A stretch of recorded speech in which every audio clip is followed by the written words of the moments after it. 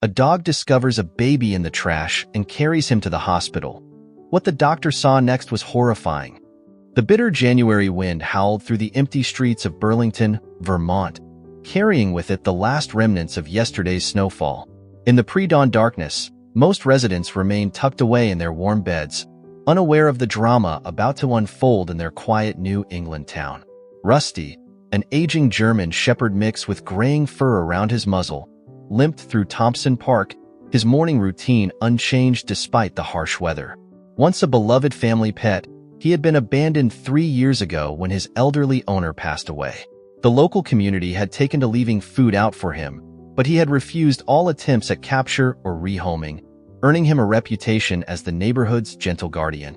His arthritic joints protested against the cold as he made his way past the children's playground, now eerily silent under a thin blanket of snow.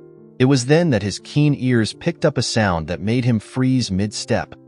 A weak, muffled cry that seemed oddly out of place in the deserted park.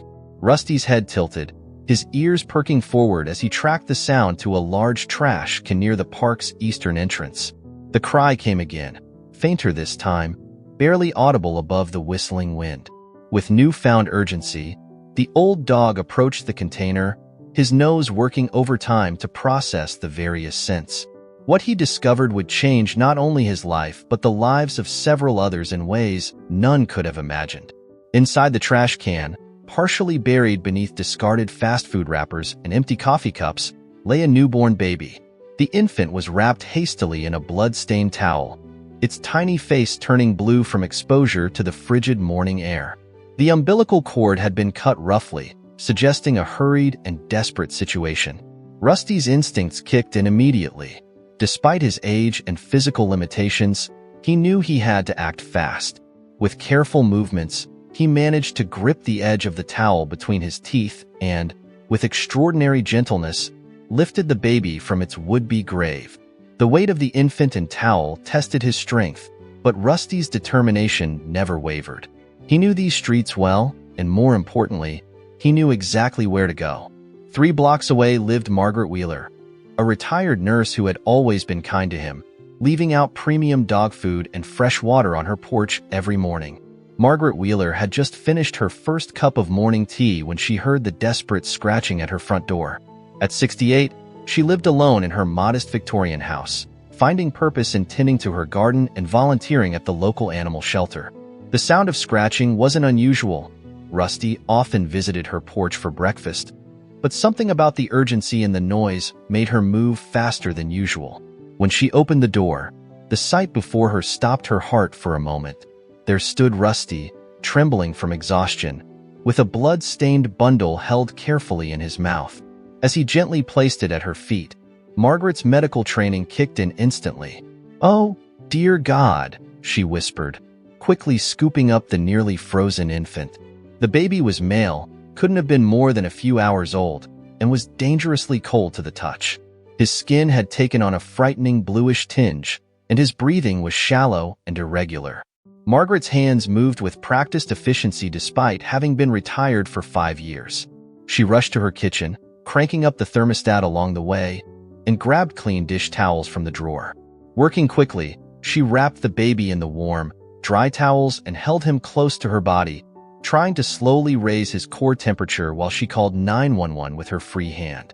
"Emergency services. What's your emergency? This is Margaret Wheeler at 1247 Maple Street. I have a newborn baby, abandoned, suffering from severe hypothermia. He needs immediate medical attention." Her voice remained steady, though her hands shook as she cradled the infant. "Please hurry." While waiting for the ambulance, Margaret noticed Rusty sitting alertly by her feet, his eyes never leaving the baby. She spoke softly to both of them. "You're a hero, old boy. You've saved this little one's life." The wail of sirens split the morning air just 8 minutes later. Paramedics rushed into Margaret's kitchen, quickly taking control of the situation. The baby was immediately placed in a thermal wrap and given oxygen. As they prepared to transport him to the University of Vermont Medical Center, one of the paramedics turned to Margaret. "Ma'am, we need you to come with us. The police will want to take your statement, and honestly, he seems calmer when you're holding him." Margaret nodded, grabbing her coat. She turned to Rusty, who was watching the proceedings with obvious concern. "Stay here, boy. I'll be back soon." But Rusty had other ideas, limping determinedly toward the ambulance. The lead paramedic, David Chun, made a quick decision. "Let him come. We can sort out the details later, but that dog just saved this baby's life. He's earned the right to see this through." The ride to the hospital was tense, with Margaret holding the baby's tiny hand while the paramedics worked to stabilize him. Rusty sat quietly in the corner, his eyes never leaving the infant. Every time the baby made a sound, the old dog's ears would perk up, and he would shift anxiously. At the hospital, Dr. Sarah Winters, the attending pediatrician, was waiting in the emergency department. As the team rushed the baby inside, she began her initial assessment. What she discovered sent chills down her spine. The baby wasn't just suffering from hypothermia. His skin had taken on a slightly purple hue that wasn't entirely due to the cold, and his breathing remained labored even after being warmed. A quick listen with her stethoscope confirmed her fears. There was something seriously wrong with the baby's heart. "Get him to NICU stat," Dr. Winters ordered. "I want a full cardiac workup, blood work, and page Dr. Thompson in cardiology immediately." As the baby was rushed away, Margaret found herself in the waiting room with Rusty, who had somehow managed to slip in despite hospital regulations. A kind-hearted nurse had taken one look at the situation and decided to pretend she hadn't seen him. The police arrived shortly after, and Detective Lisa Martinez began taking Margaret's statement. As Margaret recounted the morning's events, the detective's expression grew increasingly troubled. "This is the third abandoned baby case in the Northeast region this month," Detective Martinez explained. "We believe there might be a connection, possibly a trafficking ring taking advantage of desperate mothers." Hours passed as the medical team worked to stabilize the baby. Dr. James Thompson, one of the top pediatric cardiologists in New England, confirmed what Dr. Winters had suspected. The baby had a severe congenital heart defect known as tetralogy of Fallot, a complex condition requiring immediate surgical intervention. If he hadn't been found when he was, Dr. Thompson explained to Margaret, who had somehow become the baby's de facto guardian, he wouldn't have survived another hour in those conditions. The combination of the heart condition and hypothermia, it's a miracle he's alive. The story of Rusty's rescue quickly spread through the hospital and then to local media. By evening, national news networks had picked up the story, and social media was ablaze with images of the heroic stray dog who had saved an abandoned baby. As the baby fought for his life in the NICU, Margaret remained at the hospital, splitting her time between the waiting room and making brief trips home to care for Rusty, who had finally been convinced to return to her house. The old dog would sit on her porch, watching the street with apparent anxiety until she returned with updates. The investigation into the baby's abandonment took an unexpected turn when a couple, Robert and Sandra Mitchell, came forward claiming to be distant relatives of the baby's mother. They offered to take custody of the child and even started a GoFundMe campaign to help with medical expenses. However, Detective Martinez's instincts told her something was off about their story. A deeper investigation revealed that the Mitchells had a history of fraud and had attempted similar schemes in other states, taking advantage of abandoned baby cases to collect donations and rewards. The real breakthrough in the case came 3 days later when a terrified 16-year-old girl named Emily Parker walked into the police station, accompanied by her school counselor. Emily, it turned out, was the baby's mother, and her story broke everyone's hearts. She had hidden her pregnancy from everyone, terrified of her strictly religious parents' reaction. When she went into labor alone in her bedroom, she had panicked. After giving birth, she had wrapped the baby in a towel and, in a state of shock and fear, left him in the park, convinced he would be found quickly by morning joggers. The guilt had eaten at her ever since, and seeing the news coverage of Rusty's rescue had finally given her the courage to come forward. What she hadn't known was that her baby was sick. The heart condition would have required immediate medical attention even under the best circumstances. As Emily's story unfolded, a support network began to form. Her school counselor helped facilitate conversations with her parents, who, despite their initial shock and anger, rallied around their daughter. Social services became involved, providing resources and counseling for both Emily and her family. The baby, whom Emily named William, Billy for short, underwent successful heart surgery at 2 weeks old. Dr. Thompson called his recovery remarkable, though he would need ongoing medical care and additional surgeries as he grew. Throughout Billy's hospital stay, Margaret became a constant presence, acting as a bridge between Emily, who was working to prove herself as a responsible mother, and the medical team. Her experience as a nurse made her an invaluable advocate for both mother and child. Rusty, meanwhile, had finally found his forever home. Margaret officially adopted him, and the old dog took to domestic life with surprising ease. His daily routine now included regular visits to the hospital, where he had been granted special permission as a therapy dog in training, thanks to his extraordinary act of heroism. The Mitchells were arrested and charged with attempted fraud, their scheme exposed before they could collect any significant amount of money. The investigation into possible connections to other abandoned baby cases continued, leading to increased awareness and resources for young mothers in crisis. As winter turned to spring, Billy grew stronger. Emily, with the support of her parents and ongoing counseling, made the difficult decision to raise him herself. She returned to school, determined to create a better future for both of them.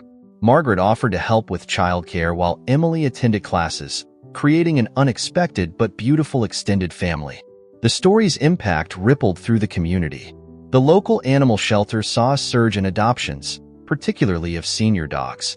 The hospital established a new program to support young mothers in crisis, named the Rusty's Hope Initiative. Anonymous donors came forward to establish a trust fund for Billy's ongoing medical care. 1 year later, on a crisp autumn morning, a remarkable gathering took place in Thompson Park.